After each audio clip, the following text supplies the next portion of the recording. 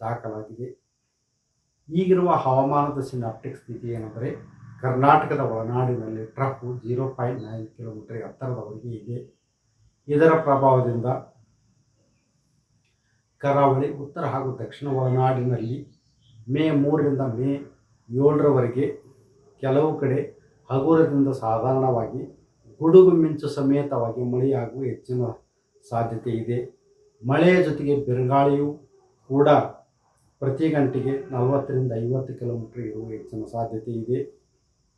ಬೆಂಗಳೂರಿನಲ್ಲಿ ಮುಂದಿನ 2 ದಿನಗಳವರೆಗೆ ಸಾಯಂಕಾಲ ಹಾಗೂ ರಾತ್ರಿಯ ವೇಳೆಯಲ್ಲಿ ಗುಡುಗು ಮಿಂಚು ಸಮೇತವಾಗಿ ಮಳೆಯಾಗುವ ಹೆಚ್ಚಿನ ಸಾಧ್ಯತೆ ಇದ್ದು, ಮಳೆಯ ಜೊತೆಗೆ ಬಿರುಗಾಳಿಯೂ ಕೂಡ ಪ್ರತಿ ಗಂಟೆಗೆ 40ರಿಂದ 50 ಕಿಲೋಮೀಟರ್ ಇರುವ ಹೆಚ್ಚಿನ ಸಾಧ್ಯತೆ ಇದೆ.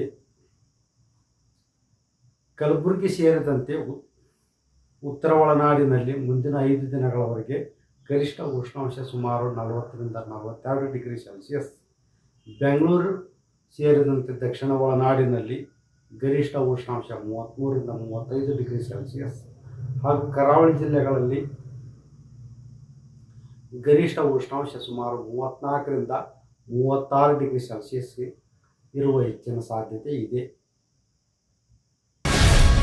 ಗ್ಯಾರಂಟಿ ನ್ಯೂಸ್, ಸುದ್ದಿ ಖಚಿತ, ನ್ಯಾಯ ನಿಶ್ಚಿತ.